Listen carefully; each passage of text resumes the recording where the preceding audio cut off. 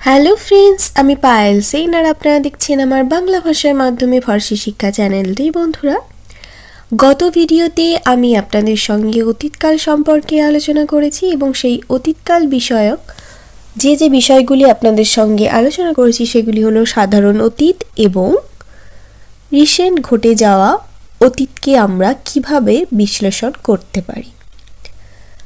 আজ আমি যে বিষয়টি সম্পর্কে আপনাদের সঙ্গে আলোচনা করব সেটি হলো ঘটমান অতীত। ঘটমান অতীত এই বিষয়টি কি? অতীতকালে কোনো কাজ যখন আমরা কিছু সময় ধরে করতে থাকি, যেমন আমি খাচ্ছিলাম, আমি পড়ছিলাম, এই কথাগুলি যখন আমরা ব্যবহার করছি তখন অতীতকালে এই কাজটিকে আমরা কিছু সময় ধরে করেছি। অর্থাৎ খাওয়ার ক্ষেত্রে বা পড়ার ক্ষেত্রে দেখুন, পড়ছিলাম, খাচ্ছিলাম এই কথাটি যখন আমি বলছি তখন সেটা আমরা অতীতে একটা নির্দিষ্ট সময়ে শুরু করে একটা নির্দিষ্ট সময় শেষ করেছি এবং কিছুক্ষণ ধরে সেই কাজটি করেছি। এই ধরনের ঘটমান অতীতকে আমরা ফরাসি ভাষায় বলে থাকি imparfait। তো এই imparfait যখন আমরা ফরাসি ভাষায় ব্যবহার করব তার কিছু নিয়মাবলী আছে। সেগুলি কখন ব্যবহার করব, কেন ব্যবহার করব এবং কিভাবে ব্যবহার করব সেটি আজকের ভিডিওর বিষয়বস্তু। চলুন দেখে নিই সেই অংশটি। imparfait এর ব্যবহার আমরা কখন করব? একটি তো বললাম ঘটমান অতীতের ক্ষেত্রে এটির আমরা ব্যবহার করব, এবং দ্বিতীয়টি হলো যখন আমরা অতীতকালের কোনো অভ্যাস বোঝাবো। যেমন আমি যদি বলি আমরা রোজ সকাল 8টায় ব্রেকফাস্ট করতাম, বা আমি প্রচুর চিঠি লিখতাম, এই ধরনের বাক্যগুলি অতীতকালের এক ধরনের অভ্যাসকে বোঝায়। এই ধরনের বাক্যের ক্ষেত্রে আমরা imparfait ব্যবহার করব। এখন আমরা জেনে নেব যে এই imparfait এই ভার্বটি আমরা কিভাবে পরিবর্তন করতে পারি।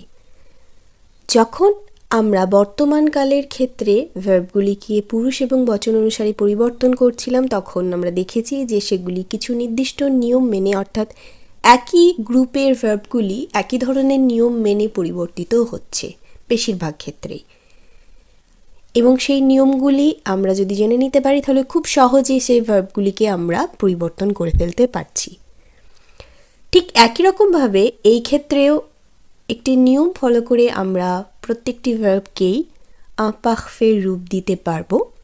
তবে বর্তমানকালের ক্ষেত্রে আমরা দেখেছিলাম যে প্রত্যেকটি গ্রুপের জন্য আলাদা আলাদা করে আমাদেরকে নিয়মগুলি মনে রাখতে হয়েছে।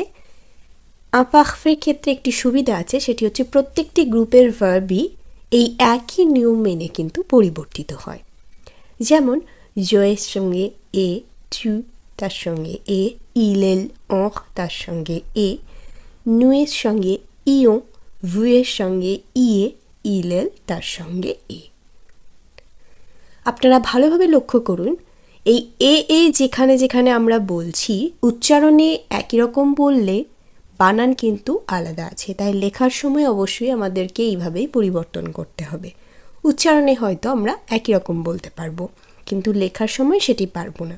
এবং নু এবং ভুয়ের ক্ষেত্রে অবশ্যই আমাদেরকে ই অ্যালফাবেটটি যুক্ত করেই বলতে হবে বা লিখতে হবে, না হলে সেগুলি কিন্তু বর্তমানকালের রূপ নিয়ে নেবে। তাই অবশ্যই এই বিষয়টি আপনারা মাথায় রাখবেন।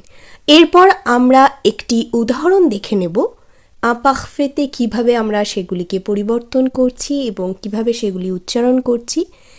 তাহলে এই বিষয়টি আমাদের কাছে আরও অনেক বেশি স্পষ্ট হয়ে যাবে।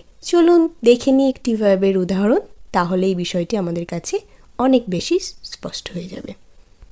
এখন আমরা regarder এই ভার্বটিকে imparfait রূপ দিয়ে পরিবর্তন করব এবং দেখে নেব কিভাবে এটি পরিবর্তিত হচ্ছে এবং উচ্চারণ কিভাবে পরিবর্তন হচ্ছে। প্রথমেই আমরা মূল ভার্ব থেকে radical অংশটি বেছে নেব, অর্থাৎ এখানে regarder থেকে er এই অংশটি যদি আমরা তুলে দিই তাহলে regard পড়ে থাকে। যারা আপনারা radical সম্পর্কে জানেন না তাদের জন্য বলে রাখি যে প্রথম গ্রুপে, দ্বিতীয় গ্রুপে, তৃতীয় গ্রুপের ভার্বগুলিকে আমরা যেভাবে আইডেন্টিফাই করে থাকি, অর্থাৎ প্রথম গ্রুপের ভার্বগুলিকে আমরা er দ্বারা জানি যে এই ভার্বগুলির শেষে ইআর আছে, তাই এগুলি প্রথম গ্রুপের ভার্ব। দ্বিতীয় গ্রুপের ভার্বগুলির শেষে আমরা জানি যে আইআর আছে, তাই এগুলি দ্বিতীয় গ্রুপের ভার্ব। এই যে বর্ণগুলিকে দ্বারা আমরা সেই ভার্বগুলিকে চিহ্নিত করছি, সেই অংশটি আমরা বাদ দিয়ে দেব। সেই অংশটি বাদ দিয়ে দিলে যে অংশটি থাকবে সেটি হলো হাদিকেল। এই হাদিকেল এই অংশটির সঙ্গে আমরা পারফে নিয়মটি ফলো করে খুব সহজে সেটিকে আমরা ইমপারফেতে পরিণত করে নিতে পারবো। যেমন je regardais, tu regardais, il elle regardait, nous regardions, vous regardiez, il elle regardait।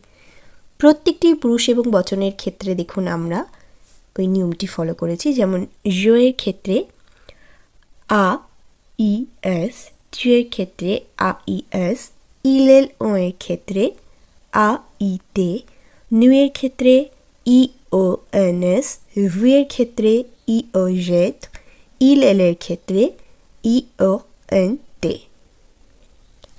আপনারা আমার সাথে আরেকবার রিভাইজ করুন। je regardais, tu regardais, il elle on regardait, nous regardions, vous regardiez, il elle regardait।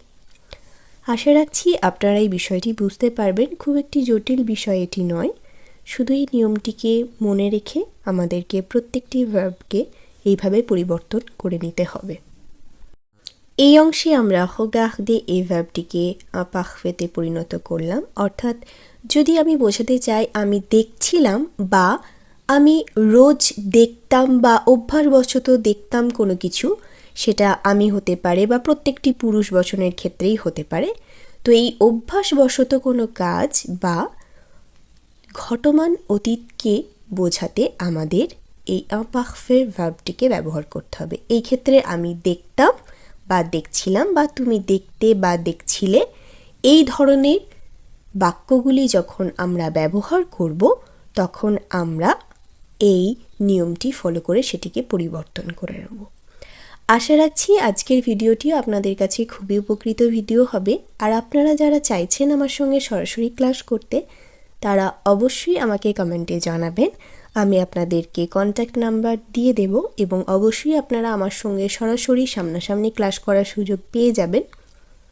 আমার ভিডিও যদি আপনাদের ভালো লেগে থাকে তাহলে অবশ্যই আমার চ্যানেলটিকে সাবস্ক্রাইব করে দেবেন এবং প্রচুর পরিমাণে লাইকস করবেন, কমেন্ট করবেন এবং অনলাইন ক্লাস করার জন্য অবশ্যই আমার কন্ট্যাক্ট নাম্বারে আপনারা কন্ট্যাক্ট করে নিতে পারবেন। ভালো থাকবেন, সুস্থ থাকবেন। আজকের মতো টাটা। খুব শীঘ্র নিয়ে আসছি আরেকটি ভিডিও।